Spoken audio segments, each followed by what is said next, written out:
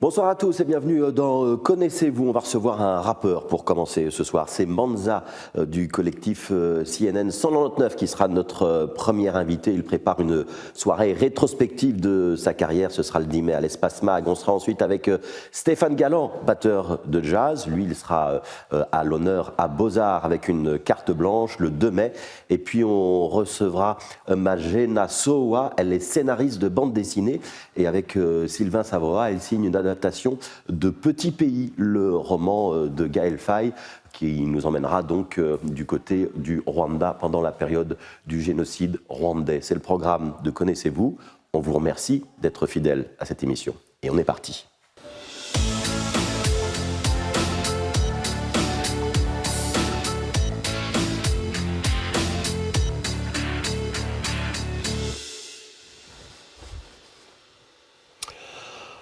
Bonjour Manza. Manza de CNN 199, directement assis. Ouais, je dois être debout? Vous pouvez prendre la place d'en face? En face. Voilà, ce sera plus facile pour nos caméras et pour la réalisation. Voilà. CNN 199, on explique ce que c'est pour ceux qui ne connaîtraient pas? CNN, c'est un groupe hip-hop.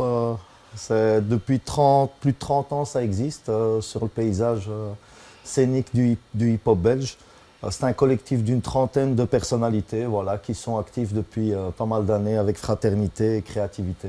Voilà. Et vous êtes un des membres de ce collectif. Il y a eu des formules, ça a varié au fur et à mesure, hein?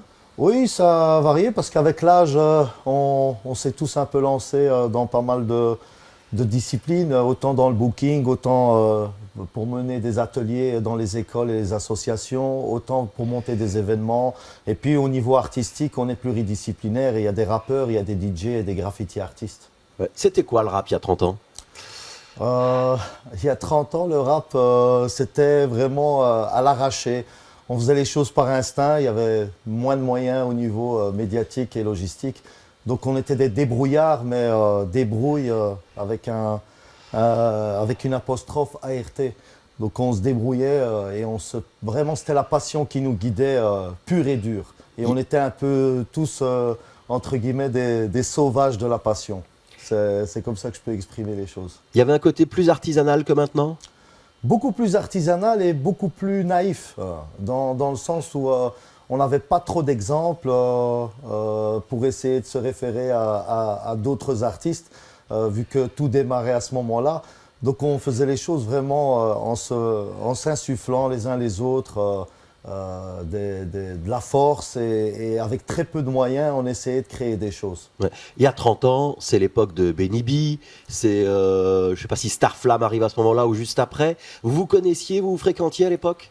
Bien sûr, on se connaissait tous parce que c'était un microcosme, donc tout le monde se connaissait, même si on ne se fréquentait pas parce qu'on avait tous nos affinités, on était plus d'une école ou d'une autre, mais on se connaissait, on se retrouvait dans les événements, dans les soirées, dans les concerts, que ce soit à travers le rap, à travers le breakdance qui était très actif aussi à ce moment-là. On se connaissait tous.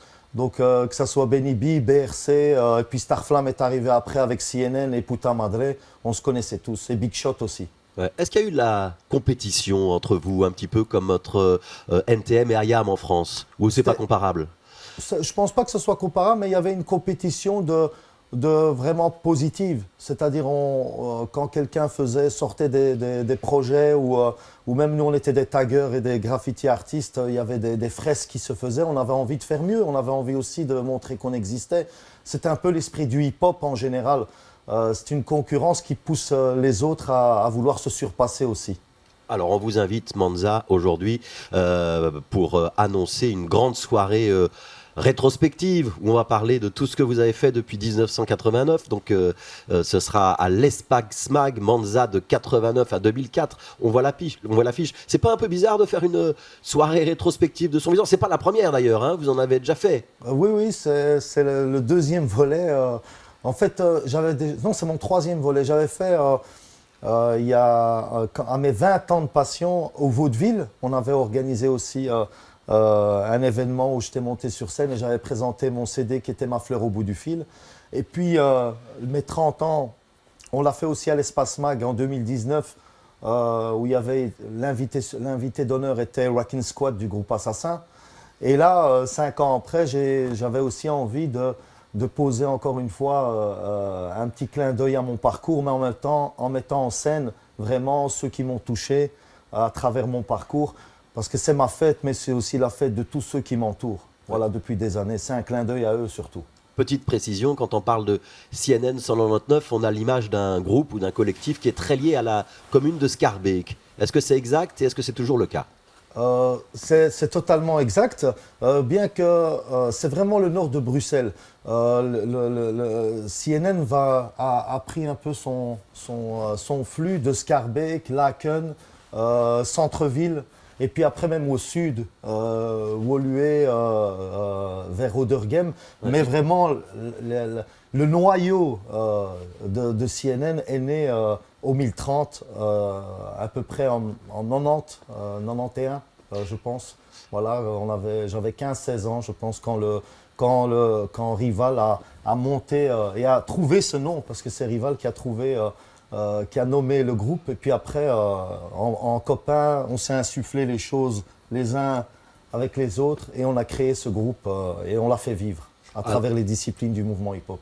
Alors, je vous propose qu'on entende déjà un petit peu de votre musique. On en reparle juste après. La tempête jamais ne prévient.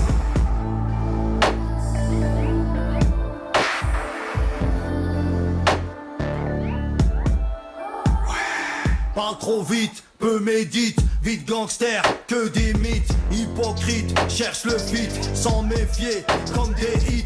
Restez ferme face au beat. CNN, c'est le sang, plus qu'un titre. Comme sur la peau, une balle, jamais ne la quitte. Faux refrain, leur métier, belle parole, mauvais cœur. À qui se fier, ouais qui fêche, évincé, tout ce qui fâche, t'es un lâche, ça se paye cash, langue qui fourche, j'm'en détache, le tapin, sonne la marche, et finir à la hache. Pacifique, ouais ça craint, méga sûr, quelques-uns, mon majeur, roi de la main, marabé, j'me sens bien, on sait de qui on tient, même le calme s'en souvient, la tempête, jamais ne prévient.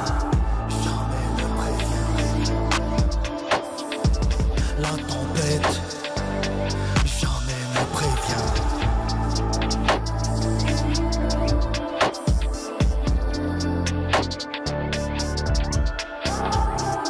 Jusqu'ici, tout va mal, du bordel en rafale, du raffut, vide vandale, du refus, du scandale, les nargués sans égal, faire le joule en sandales, mettre la veine, mon régal, fais pas le dur, t'es que dalle, les teckels font les pites et ça bave sur ma clique, les copains ça clash vite, les vrais restent, les fausses pistes, Mustasa, d'où je viens, BXL, y'en a qu'une pour les miens, à temps plein, bruxellement, on revient. Pacifique, ouais ça craint, méga sûr, quelques-uns, mon majeur, roi de la main, marabé, j'me sens bien, on sait de qui on tient, même le calme s'en souvient, la tempête, jamais ne prévient. La tempête jamais ne prévient. L'idée de la révolte, de la colère, de l'injustice qu'on dénonce, c'est toujours ce qui vous anime aujourd'hui, Manza? Ben c'est humain. Moi, je suis quelqu'un de très humaniste. Donc, et dans ce côté-là, bien sûr, il y a le côté revendicateur, le côté plus engagé, mais aussi, j'aime aussi les moments plus doux, plus fluides, plus comiques, plus humour. Moi, mon rap me ressemble, c'est à travers toutes mes émotions, que ce soit des émotions des fois de revendication, que ce soit des émotions aussi où j'invente des choses et je me laisse aller totalement au gré de mon imagination. Ce qui est le plus important dans votre travail, c'est quoi? C'est l'écriture? Dans un premier temps, quand j'ai commencé, c'était vraiment l'écriture. Maintenant, la musique me donne beaucoup d'inspiration, c'est-à-dire je peux écouter une musique et puis elle va me donner une idée de thème, je me laisse complètement aller à travers l'émotion que dégage la musique. Ouais. Voilà, et j'écris sur la musique directement. Donc par rapport à mes débuts, j'ai changé ma manière de travailler.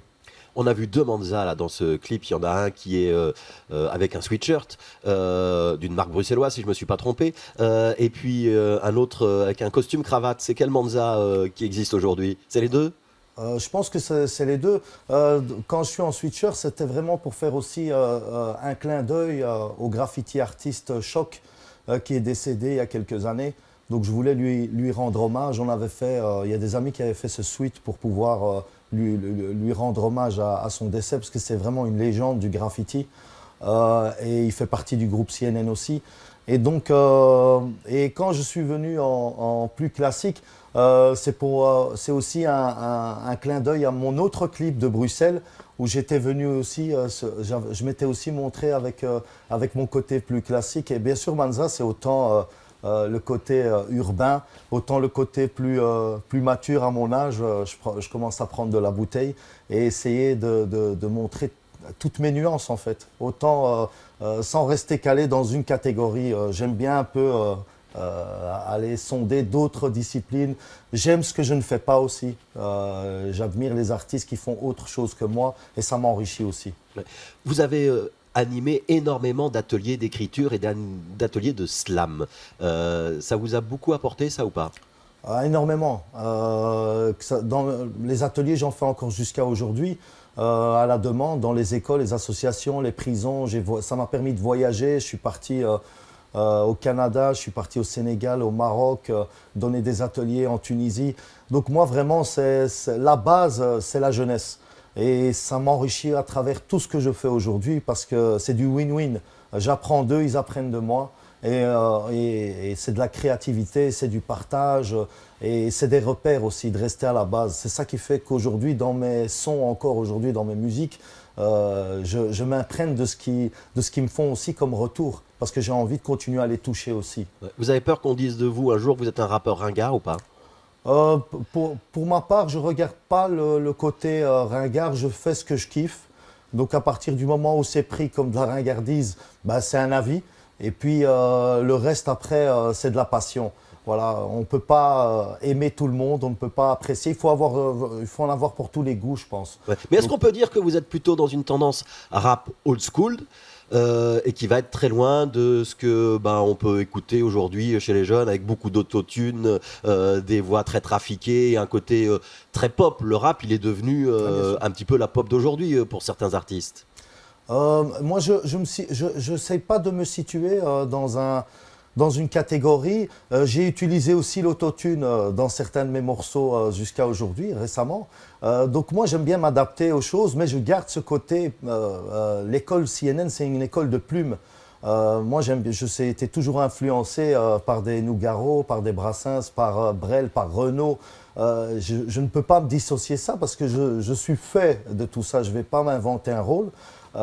Mais j'aime aussi écouter, comme j'ai entendu là citer le rap plus pop, j'aime l'écouter aussi parce que ça m'apporte au niveau de la technique et de la forme, ça apporte aussi une richesse à ce que je fais aujourd'hui. J'essaye d'adapter mon rap sans me dénaturer, avec mon authenticité de toujours la plume Manza, on va toujours la reconnaître.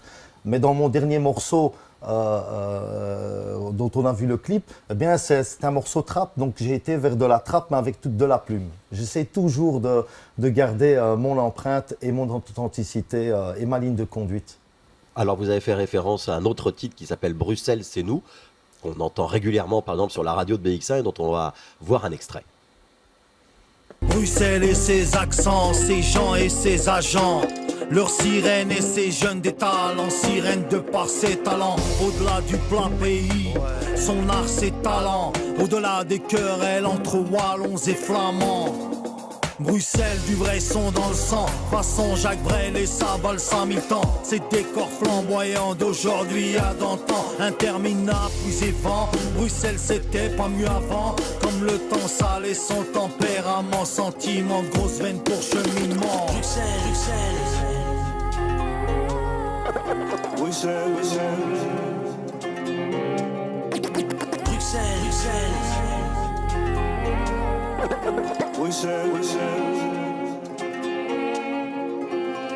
Sans l'évolution des événements, qui dit vrai, qui nous ment.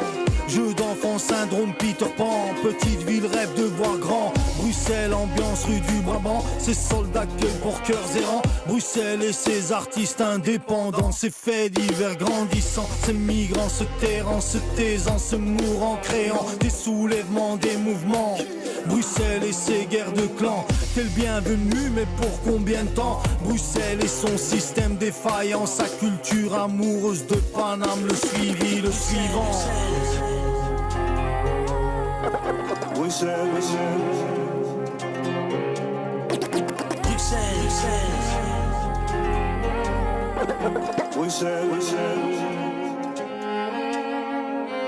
parcours de combattants ou survivants, BX et son racisme latent, tellement de diversité et pourtant tout temps à en douter, tellement les extrêmes claquent des dents. Depuis la nuit des temps, Bruxelles plus qu'Angèle, on l'aime, Maroc c'est le Mans. Ces places, ces bistrots, ces monuments, entre nous tantôt la haine, tantôt amour haletant, tels des vieux amants. BX accueille-moi, accueille-nous, un peu de toi, un peu de nous, d'un peu partout. Ensemble Bruxelles c'est comme chez nous, même si on part on l'emporte avec nous. Bruxelles, on l'emporte avec nous et on l'aime plus qu'Angèle, Maroc c'est bon. Il y a un petit règlement de compte comme ça de temps en temps dans les chansons? Pas nécessairement pas un règlement de compte, juste une aspiration à revenir aussi à mes origines. Quand je dis Maroc seulement, c'est vraiment un pied à Bruxelles, un pied au Maroc. Avec l'âge aussi, en prenant de l'âge, je me retourne aussi vers mes origines parce que j'ai perdu mes deux parents, mon papa et ma maman. Donc j'ai un besoin aussi de retourner vers ce qui a fait que je suis ici aujourd'hui. Il y a tout un parcours derrière moi, le parcours de ma maman et de mon papa. Et c'est normal quand je dis Maroc seulement, c'est vraiment un clin d'œil assez même humoristique, parce que c'est un propos qui a été repris souvent et que j'ai repris de Ben Hamidou, l'humoriste, qui dit voilà, moi je suis un Maroc-Sellois et je m'y retrouve aussi bien dedans. Ouais.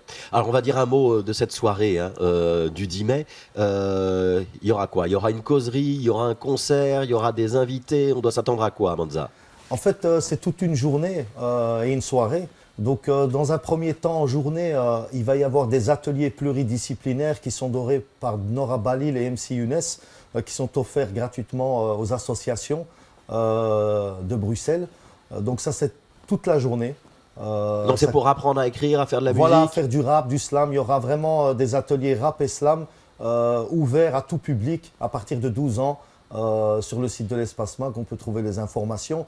Et puis le soir, à partir de 19h, sur la scène de la brasserie, il y aura un entretien autour de mon nouvel ouvrage, Mes grains d'or. L'entretien sera animé par Pierre Sconbrot et Rachid Benbouchta. Donc voilà, on va échanger à travers cette nouvelle aventure, Mes grains d'or. Et puis à partir de 20h, 20h15, on sera dans la grande salle où il y aura vraiment une grande soirée avec un concert, je serai accompagné de musiciens, de DJ Kezo, le DJ officiel de CNN et le producteur. Il y aura pas mal d'invités surprises. Il y aura Rival qui sera là. Il y aura Rival qui va animer, qui va être le maître de cérémonie de toute la soirée. Et comme invité d'honneur, on a cette chance d'avoir aussi le groupe de Paris, La Caution, qui va venir aussi et qui fera aussi une performance scénique. Et c'est en même temps pour fêter mes 35 ans de passion, parce que moi je parle de passion plus que de carrière, et en même temps mes 49 ans, parce que c'est le jour de mon anniversaire, le 10 mai. Donc on va faire une pierre deux coups et se faire plaisir dans la joie et la bonne humeur et la fraternité. Voilà. Et on précise aussi qu'il y aura un LP numérique qui sera publié ce jour-là. Il a le titre Robusta, si je ne me trompe pas. Tout à fait. Il y aura des nouveaux morceaux que je vais jouer sur scène déjà, parce que c'est vraiment, je vais faire aussi des tout nouveaux morceaux sur scène ce jour-là. Ouais. Voilà. Et puis il y a donc ce livre. Je voudrais que vous le preniez d'ailleurs, le livre Grain d'or, qui est juste à votre gauche, si vous voulez bien regarder, et que vous pourriez m'ouvrir une page au hasard et me lire 3 phrases? Une page au hasard. Ouais. Voilà. Je pas au hasard, voilà. Je prends ma plus belle plume pour vous rendre mon modeste hommage. Il apparaît que c'est la moindre des choses que je puisse faire. Dans le cas contraire, je ferai preuve de mauvaise foi. Voilà. Et on va dire que dans Mes grains d'or, vous rendez hommage à toute une série de personnalités. Vous avez parlé de votre papa et votre maman, hein. D'ailleurs, le livre va ouvrir avec ces deux témoignages-là, puis on va rencontrer beaucoup d'autres personnages. C'est quoi? C'est une manière de rendre ce qui vous a été donné? Tout à fait. J'avais envie de pouvoir, à travers tous mes autres recueils, c'était plus des textes poétiques. Et ici, je suis parti sur quelque chose de plus narratif. C'est plus des récits, des proses, où je rends hommage sans même... Il y en a qui se reconnaîtront, il y en a qui ne se reconnaîtront Moi, pas. j'en ai reconnu un ou deux. Oui, il y en a, voilà, on les reconnaît. Il y en a même, je les pointe directement de ma plume. Donc c'est vraiment pour leur faire un clin d'œil, un coup, parce qu'ils ont vraiment influencé mon parcours, ils ont touché mon parcours de très près. Et j'avais envie aussi de leur remettre, comme vous avez dit, ce qu'ils m'ont offert à travers toutes ces années. Autant c'est des gens qui font partie de ma famille de sang et ma famille de cœur aussi et de ma famille artistique. Rendez-vous donc le 10 mai à l'Espace Mag pour tout ça. Manza, à votre gauche, il y a un disque en dessous de livre. Oui. De quoi s'agit-il?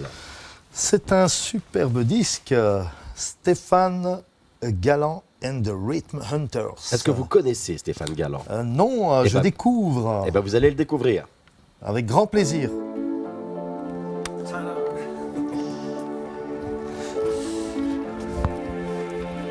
Enchanté.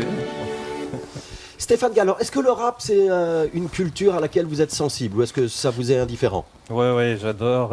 J'en ai écouté pas mal, sans du tout être spécialiste dedans, mais c'est un style que j'adore. Alors, on va vous Ouais. présenter. Présentez-vous à Manza. Ben voilà, je m'appelle Stéphane Galland. Enchanté. Je suis batteur. Voilà, j'ai joué dans plein de projets différents, notamment avec Grasshopper, Ouais, DJ Blaze, qu'on lui fait un big up. dont on parlait tout à l'heure, qui est un bon copain. Donc voilà, moi j'ai surtout joue dans le style jazz, on pourrait dire, Mhm. mais Depuis combien de temps? très large. Oui, depuis toujours en fait. Ah, Ouais. depuis toujours. Enfin non, depuis que j'ai 11 ans. 11 ans. Ouais, j'ai commencé à 11 ans. Et c'est l'instrument, c'est La batterie, c'est la ouais. batterie. Ouais. Et donc j'ai fait pas mal de jazz traditionnel au départ. Et puis après, j'ai tout expérimenté, aussi bien du rock que du funk, que un peu hip-hop, mais aussi beaucoup de musique du monde. C'est même votre marque de fabrique, ça, Stéphane Galland, d'aller chercher les rythmes des musiques du monde pour les Ouais. amalgamer, les marier, les sublimer dans le jazz ou Ouais. l'inverse? Oui, en fait, c'est ça, c'est que toutes mes rencontres que j'ai faites avec des musiciens d'Afrique, de l'Inde, des Balkans, enfin un peu partout, chaque fois j'étais confronté à un langage nouveau dans lequel j'étais pas du tout confortable. Et donc chaque fois j'ai été confronté à moi-même, à me dire bon, comment est-ce que je peux intégrer pas forcément le langage en lui-même, mais les racines de ce langage, pour arriver à jouer avec eux, pour Tu arriver viens à te partager. réapproprier Voilà, les sons Ouais. de d'autres musiques. voilà. Et pour pouvoir quelque part communiquer avec les musiciens d'Afrique, de l'Inde, etc. Et donc tout ce travail-là, ça a enrichi mon jeu et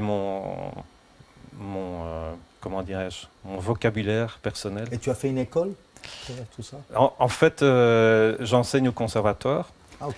Et j'enseigne notamment le rythme. Et dans mes cours de rythme, il y a toutes ces influences qui sont là. Parce que pour moi, il y a une base commune, quoi. Sauf que, voilà, en Afrique, on le développe d'une certaine manière, en Inde d'une autre. Mais les racines sont communes. Et si on arrive à intégrer ces principes-là, ben on a des possibilités incroyables, quoi. Si on dit chasseur de rythme, ça pourrait vous définir? Oui. Bah, ça tombe bien parce que c'est aussi le titre de ce nouveau groupe que vous montez avec un album. Vous étiez déjà venu le présenter il y a à peu près un an dans ce studio, Stéphane. Ouais. Et maintenant, il y a un enregistrement qui sort maintenant. Il y aura une soirée de présentation à Beaux-Arts. On va déjà regarder un petit teaser.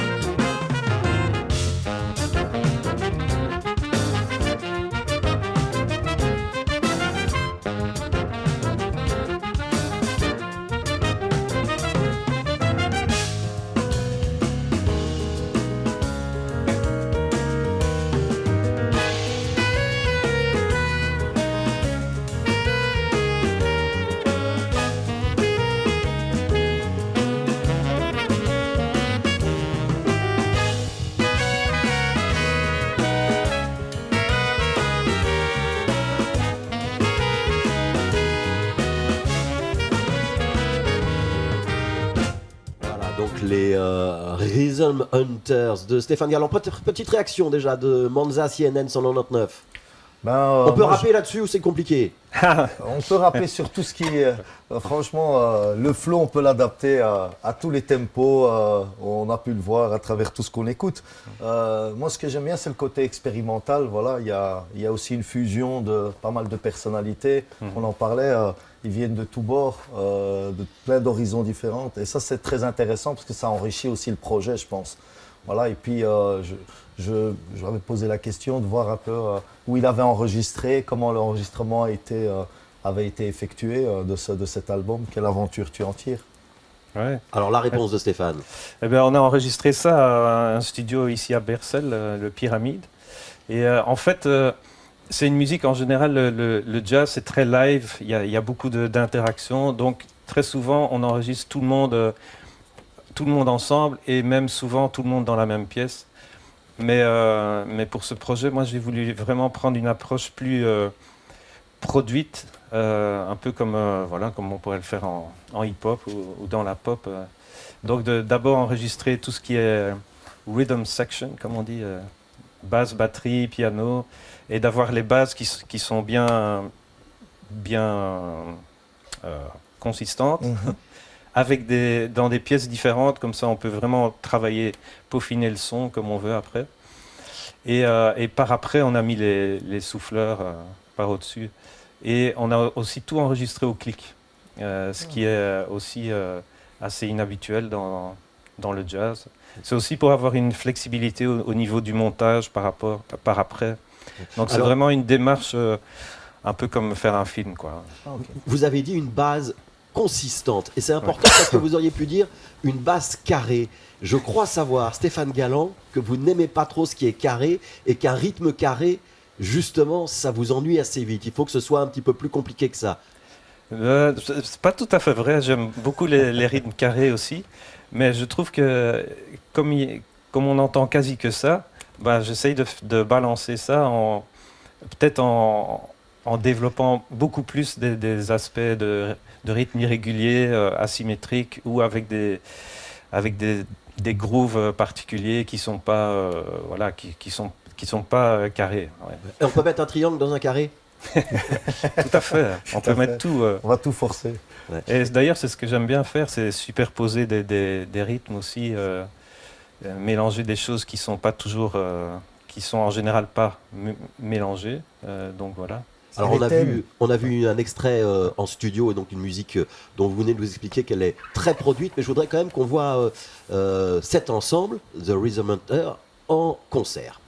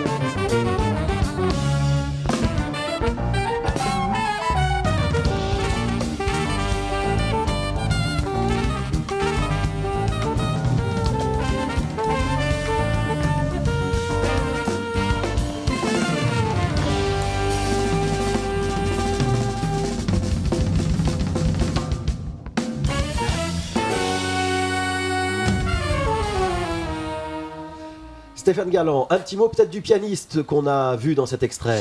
Ouais, c'est l'extraordinaire Wajdi Riahi, tunisien, qui est Qui est installé à incroyable. Bruxelles maintenant, en tout cas Voilà. pour l'instant. Ouais.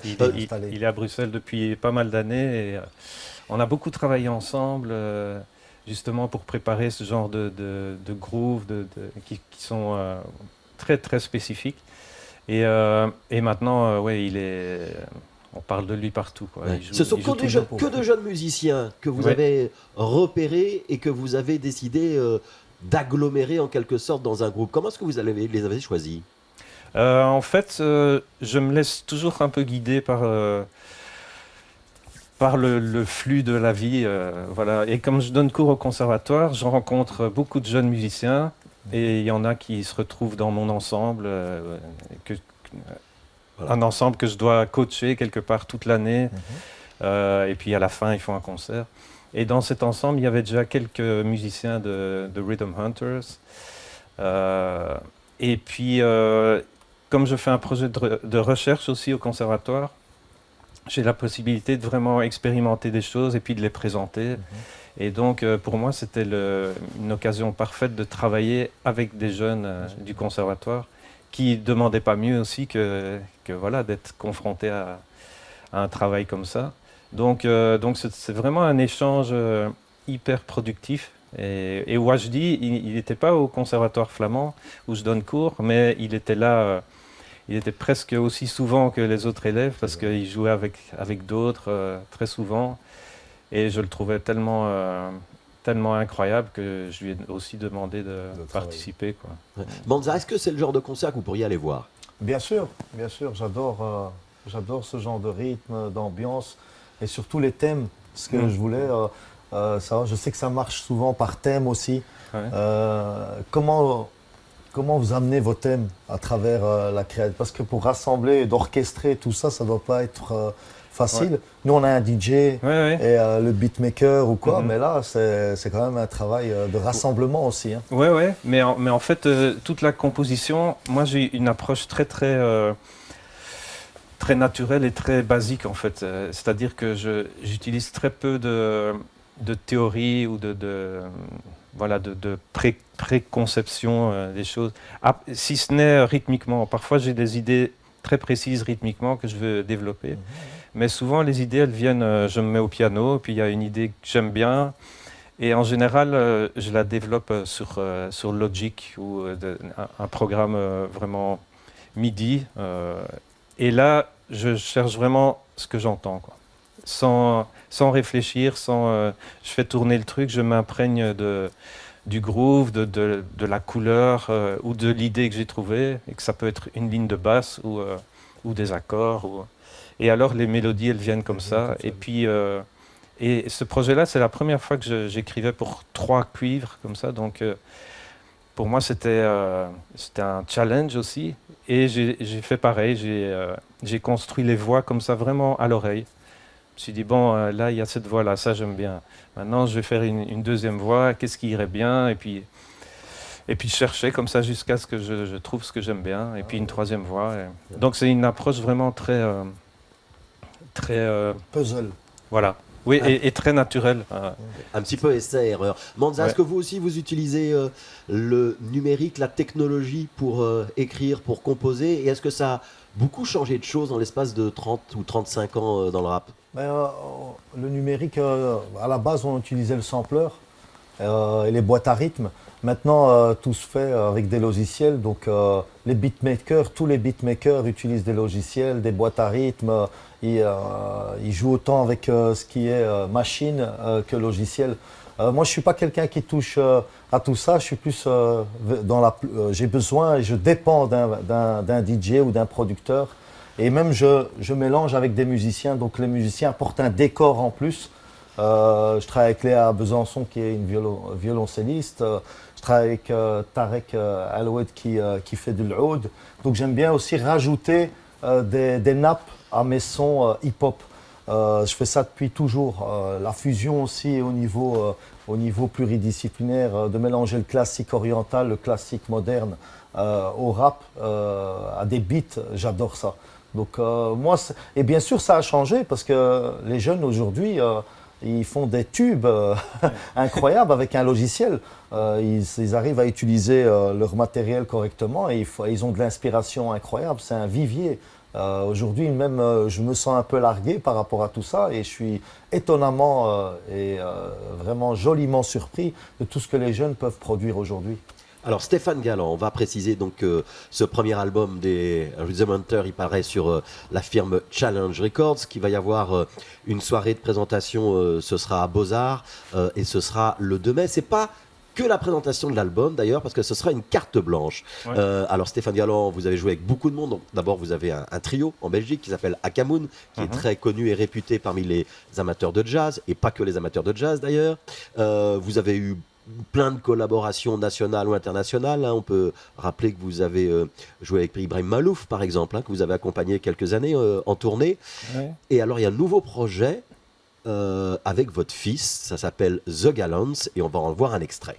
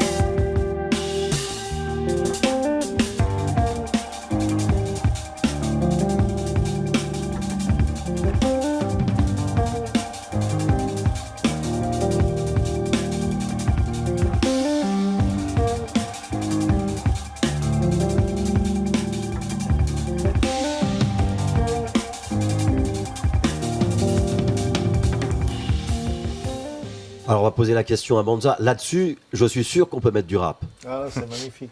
C'est une super production là. Donc vraiment, je t'ai transporté. C'est très beau et bien sûr on s'est slamé, rappé dessus. Voilà, il y a de l'influence dedans, on le sent. Que le fils y a mis du sien aussi. C'est très beau. C'est particulier de jouer avec son fils, Stéphane? Bah, évidemment, oui, oui. Surtout qu'on a attendu vraiment très longtemps avant de jouer ensemble. Parce que lui, il était beaucoup plus, même d'abord vraiment dans l'électro.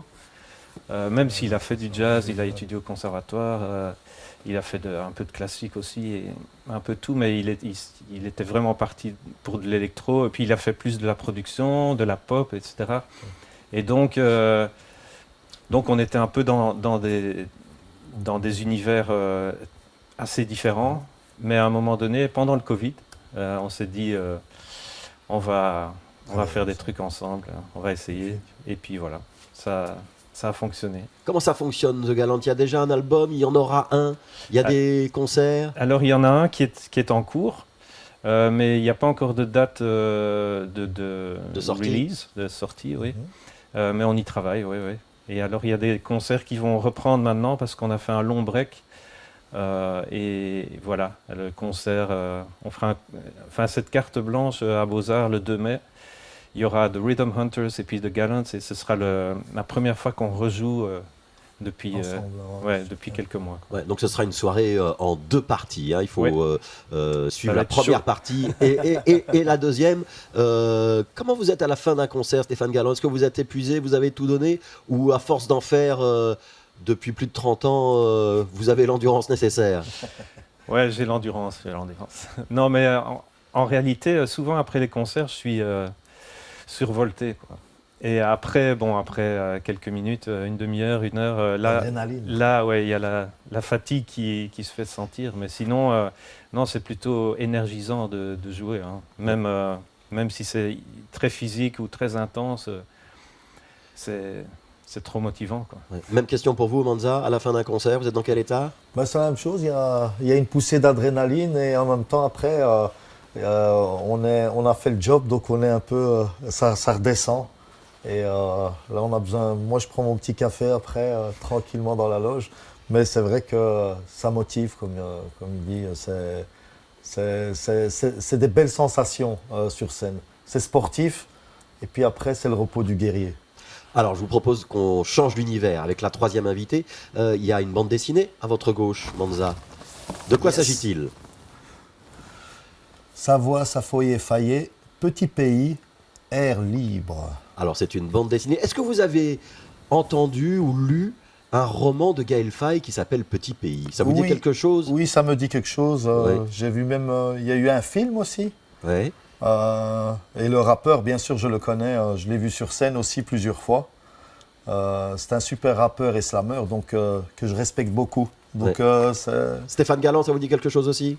Mais oui, je l'avais rencontré lors d'une tournée avec Ibrahim Malouf. Mais voilà, mais sinon, je ne connais pas beaucoup plus que ça. Alors, Mais, vous allez découvrir une adaptation en bande dessinée de ce roman Petit Pays. On va en parler maintenant avec celle qui a réalisé cette adaptation. Hello.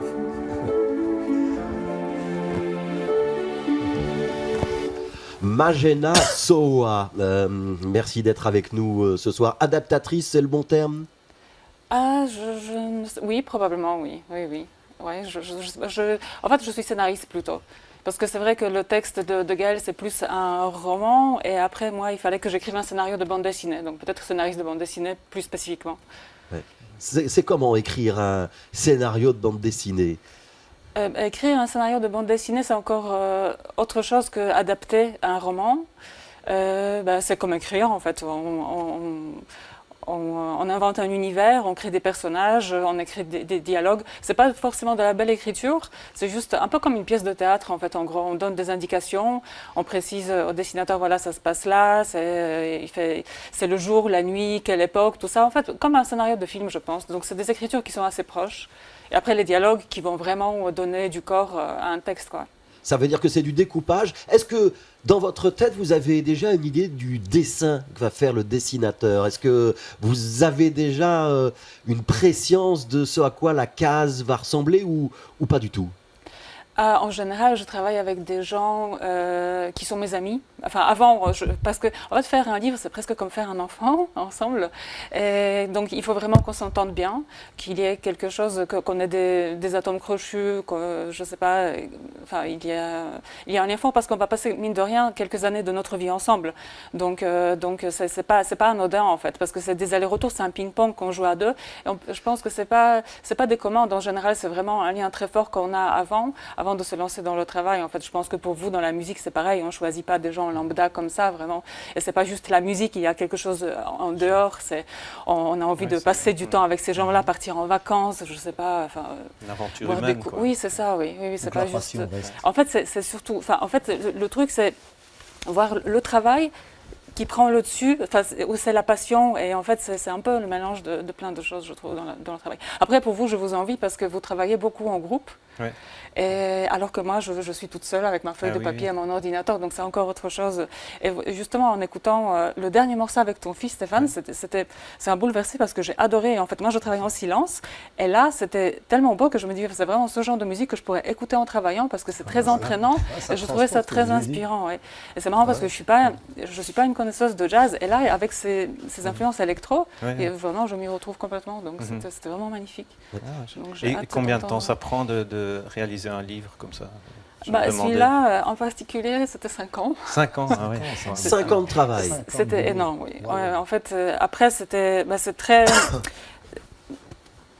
C'était un peu complexe comme travail parce que c'est une adaptation. C'est C'est un roman. Il fait univers, combien de pages le roman, Magena? Combien de pages il fait le roman? Ouais. je sais pas, 300, Ouais. Ouais, un truc comme ça. Ouais. Et combien de pages fait la bande dessinée au final? 120. Ouais. Mais en fait, la particularité, c'est que ça parle de l'enfance d'un garçon qui est au Burundi dans les années 90. Et moi, je ne suis pas burundaise. Je ne suis pas un petit garçon. Et Sylvain, le dessinateur, non plus. Et en plus, il fallait vraiment s'approprier cette histoire. Ça voulait dire qu'il fallait vraiment non seulement s'approprier le texte, mais aussi de dessiner un pays qu'on ne connaît pas, qui n'existe plus, parce que le pays a beaucoup changé, c'est plus exactement le même.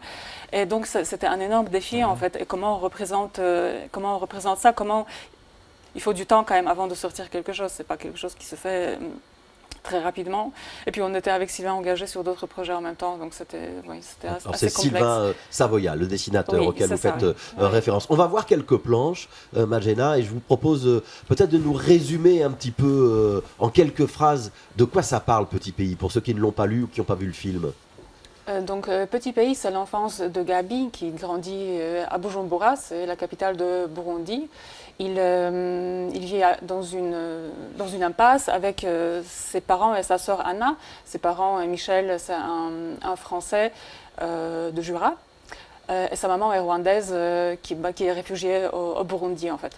Et la vie de Gabi, donc c'est les années 90, plus précisément 92, elle est bousculée déjà par la séparation des parents qui se disputent beaucoup. Et la maman finit par quitter le foyer, la famille. Et en fait, juste après, il y a donc, après cette dislocation, ça se dit, Ouais.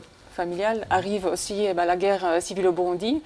Et ensuite, le génocide des Tutsis au Rwanda, le pays voisin. Et comme la maman, Yvonne, la maman de Gabi, est rwandaise, elle retourne là-bas pour chercher sa famille. Elle revient avec une histoire qui raconte l'horreur de ce génocide. Et l'implication aussi des personnages qui sont confrontés à la violence, à la haine. Donc il y a le dramatisme et puis il y a la grande histoire. C'est une histoire compliquée et difficile à raconter parce que il y a beaucoup il y a de la violence. Il y a des choses assez horribles dans ce roman. Alors il y a de la pudeur aussi. Comment on traduit ça dans un scénario de bande dessinée? On ne peut pas dessiner ou expliciter la violence. Non, c'est vrai. En premier lieu, il faut savoir que c'est vraiment l'enfance de Gabi et que le roman n'est pas une autobiographie. Donc, déjà, moi, ça m'a permis beaucoup de liberté à ce niveau-là. Je pouvais vraiment l'adapter comme je le voulais. J'avais aussi le regard de Gaël derrière, c'est-à-dire que je me sentais complètement légitime de changer, de faire fusionner des personnages, parce que dans le roman, il y en a beaucoup plus, et dans la bande dessinée, c'est un autre langage. Je pense que ça compliquerait un peu les choses dans la compréhension. Et en plus, je pense que Sylvain aurait pris encore 20 ans de dessiner l'histoire. Donc il fallait vraiment prendre des décisions assez radicales pour aussi barrer certains chapitres. Et pour la violence, j'en avais parlé avec Sylvain, c'était en fait tout ce qui s'est passé au Rwanda. Sylvain, il a raconté plus comme des instantanés, comme des flashs, pour donner plus le ressenti, les émotions, et ne pas être dans une suite narrative où effectivement il faudrait montrer, voilà, les génocidaires rentrent chez les gens, et qu'est-ce qui se passe, de raconter tout ça dans l'ordre, comment ça s'est passé, c'est plus des moments. Et le texte est tellement puissant, le texte de Gaël est tellement puissant qu'en fait, on n'avait vraiment pas besoin d'insister aussi sur le dessin, en fait. Le texte et les mots peuvent être très, très heurtants. Mais c'est vrai que pour nous, il nous fallait nous documenter beaucoup avant. Donc on l'a fait en amont avec Gaël, qui nous a envoyé des films, des images et des livres à lire. Et donc on a plongé dans cette histoire, une histoire d'horreur. Et donc ce qu'on a vu, c'est évidemment pas ce que Sylvain a choisi après pour montrer. Donc c'était quand même, je pourrais dire qu'il est resté quand même assez soft au niveau des images, de ce que cette histoire raconte réellement, si on s'intéresse à cette histoire du Rwanda. Voilà. Et c'est le point de vue d'un enfant, et c'est l'histoire aussi personnelle d'un enfant. Ça, c'est important à respecter. Oui, tout à fait, parce que c'est une victime collatérale, en fait, Gabi et sa sœur aussi. Et on voit comment, justement, l'histoire et la politique s'immiscent dans sa vie alors qu'il n'a pas choisi. Il voulait juste vivre heureux dans son impasse avec ses parents. Il ne voulait pas que ses parents se quittent. Il voulait pas que... Parce qu'on le voit aussi avec ses amis, ses copains qui prennent part aussi. Donc, chacun prend une position face aux événements qui arrivent. Et son meilleur ami, Gino, qui dit non, mais il nous faut absolument acquérir une identité. Nos mères sont rwandaises, il faut qu'on se batte. Et Gabi, il veut juste protéger sa sœur, protéger sa famille, être heureux, être enfant et juste vivre sa vie d'enfant. En fait, c'est plus possible après tout ce qui arrive. Oui. Alors vous êtes d'origine polonaise, Marzena, vous avez émigré en France, hein, où vous avez commencé à travailler. En ce moment, vous êtes plutôt à Bruxelles. On va signaler que le thème de l'enfance et le thème des expériences de l'enfance, c'était déjà ce qui était dans vos travaux précédents, notamment dans notre premier recueil qui s'appelait Marzi. Oui, Marzi, c'est une série autobiographique. C'est comme ça que je suis entrée dans le milieu de la bande dessinée, où je raconte mon enfance à la fin du régime communiste. Donc c'est aussi une enfance, mais pour le coup, c'est autobiographique parce que chez Gaël, c'est inspiré de ses souvenirs d'enfance, mais c'est pas autobiographique. Et dans Marzi, tout est vrai en fait. Donc je retrace mon enfance et aussi l'évolution d'un pays en fait qui cherche sa liberté. Donc quand on m'a proposé de faire l'adaptation du roman de Gaël, je trouvais une très grande parenthèse entre ce que moi j'ai vécu et ce que vivait Gabi, et aussi dans les histoires, parce que quand même c'est en écrivant Marzi, alors qu'au début je commençais vraiment dans les souvenirs d'enfance, ce qui m'arrivait quand je jouais avec des enfants dans la cage d'escalier parce que je grandis dans un HLM, où je parlais des jeux à la campagne et tout, et très vite je me suis rendu compte que mince, en fait il y a la politique qui arrive très vite, en fait, que c'était, en fait rien n'est tout. Je ne sais pas si on peut dépolitiser quelque chose, je ne sais pas si la musique est dépolitisée, j'en sais rien. Mais en tout cas, je me suis rendu compte que même en tant qu'enfant, toutes mes valeurs, tout ce que je suis maintenant, c'est aussi en fonction de ce que mon pays vivait, en fonction des choix de mes parents, pour qui ils votaient, c'était intrinsèquement lié en fait. Qu'est-ce que ça vous inspire, toute ça, Manza et Stéphane? Qu'est-ce que vous auriez envie de dire ou de demander à Marzena? Moi, personnellement, je voudrais poser la question par rapport à tout ce bagage que tu as à travers tes projets. Qu'est-ce que tu dirais à un jeune qui voudrait aussi se lancer dans le milieu de la BD? Parce qu'il y a plein de jeunes aujourd'hui qui sont très attirés par le manga, voilà. Et comment s'est fait aussi la rencontre avec Gaël Faye? Parce que ça ne tombe pas comme ça. Tu as un parcours, il est d'un certain milieu, toi, comment tu as eu les droits, comment ça s'est... Le processus en fait, parce que les jeunes, des fois, ils n'y croient pas, ils disent ah ouais, moi, travailler avec cet artiste, jamais je pourrais, même si je suis très respectueux de son travail. C'est un peu ce que je voudrais demander. Alors, la bande dessinée, c'est assez facile d'accès parce que, par exemple, pour la musique, il faut déjà des instruments. C'est un coût quand on commence, j'imagine. Là, pour la bande dessinée, il faut juste une feuille, un stylo, un crayon et tu dessines. C'est d'ailleurs... C'est quand on voit le cinéma, par exemple, s'il faut faire une explosion ou n'importe quoi, tout de suite, il faut bloquer la rue, il faut des moyens, il faut plein de gens, il faut plein d'argent derrière. Alors que pour la bande dessinée, une explosion, c'est très simple, tu dessines quelque chose et voilà. Et donc, je pense que ça demande énormément de discipline, par contre. Comme je disais, Petit Pays, ça a pris 5 ans et en général, c'est aux alentours de 2 ans pour faire une BD, en tout cas avec les gens avec qui je travaille. Donc, c'est surtout ça, c'est vraiment s'entêter à persévérer, dessiner. Et en fait, dans le dessin, on dit que c'est surtout le talent, oui, mais en fait, c'est la gymnastique. C'est vraiment le fait de travailler, d'être assidu, de revenir, même si, en plus, le dessin, ça vient pas, je sais pas comment c'est dans la musique, parce que vraiment, j'ai 0 oreille, je suis vraiment pas douée, j'ai un pauvre ukulélé, je joue parfois le soir pour moi, pour mon chat. Mais voilà, dans le dessin, ça vient par à-coup. C'est-à-dire qu'on peut dessiner super mal pendant 1 an, et puis d'un seul coup, il y a quelque chose qui se déclenche et qu'on a progressé. Donc c'est surtout ça. Et pour la rencontre avec Gaël, c'est nos éditeurs qui nous ont mariés, en fait. Ils se connaissaient entre eux, l'éditrice de Gaël, Juliette, et notre éditeur, José Louis. Et José Louis nous a mis le roman de Gaël dans les mains, et il a dit, ah mais oui, après Marzi. En plus, Sylvain, il avait travaillé sur le continent africain, il a fait une autre bande dessinée qui s'appelle Les Esclaves oubliés de Tromelin, et donc que Gaël connaissait. Et en fait, on s'est rencontrés avec Gaël ensuite, et puis le courant est passé. Et c'est comme ça que c'est parti. Donc. Voilà. Ça s'appelle donc Petit Pays, c'est aux éditions Dupuis dans la collection Air Libre. Le roman était magnifique, l'adaptation en BD l'est aussi. Vous pouvez entrer dans ce récit, c'est captivant, page après page, et on rencontre effectivement la très grande histoire avec sa tragédie et des histoires plus intimes. Et c'est donc le talent de Marzena Sowa d'avoir réussi à transcrire la plume de Gaël, mon fils, dans un format BD. Est-ce qu'on vous a donné envie de vous côtoyer, de vous fréquenter, d'aller au concert de l'un, de lire la bande dessinée de l'autre? Bien sûr. À fond. Complètement, oui. Ah oui. Alors, curieux. Complètement. Alors c'est que l'émission n'est pas trop ratée. Merci à tous les trois d'être venus dans Connaissez-vous. Merci pour l'invitation. Merci beaucoup. Merci à tout le monde. Merci. C'était Connaissez-vous. Merci d'avoir suivi ce rendez-vous qui donne la parole à des artistes, à des gens de la culture. On marque une petite pause pendant les 2 prochaines semaines puisque ce sont les vacances scolaires. On revient donc dans 3 semaines. Continuez à aller au spectacle, à écouter de la musique, à lire des livres ou des bandes dessinées et à très bientôt.